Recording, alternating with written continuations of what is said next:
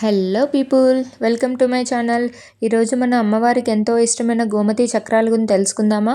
గోమతి చక్రాలు అనేవి సహజంగా నదుల్లో లభించే శిలాజ రూపాలు. ఇవి ద్వారకా దగ్గర గోమతి నదిలో ఎక్కువగా దొరుకుతాయి.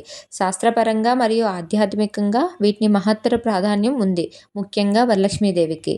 ఎందుకు వరలక్ష్మీదేవికి గోమతి చక్రాలు ఇష్టమో అంటే, శ్రీ మహాలక్ష్మికి ఆయుధ రూపంగా భావించబడుతుంది. గోమతి చక్రాన్ని చక్రధారి విష్ణువు ఆయుధానికి ప్రతీకగా భావిస్తారు.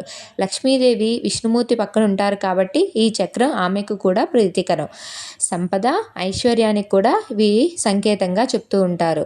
గోమతి చక్రాన్ని ఇంట్లో ఉంచడం వల్ల దారిద్ర్య నాశనం, సంపద వృద్ధి, శాంతి, స్థిరత వస్తాయని నమ్మకం కూడా ఉంది. లక్ష్మీదేవి ఐశ్వర్యమయ రూపిణిగా ఉండడంతో ఈ చక్రాలు ఆమెకు ప్రీతికరంగా భావిస్తారు.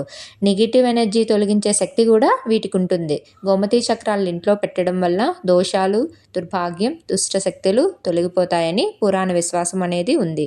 అమ్మవారికి గోమతి చక్రాన్ని సమర్పించడం వల్ల సంకటాలు తొలగిపోతాయి. పవిత్రమైన గోమతి నదిలో లభించడమే పవిత్రకు సంకేతం. గోమతి నది ద్వారకా దగ్గర విశేషంగా పవిత్రమైనది.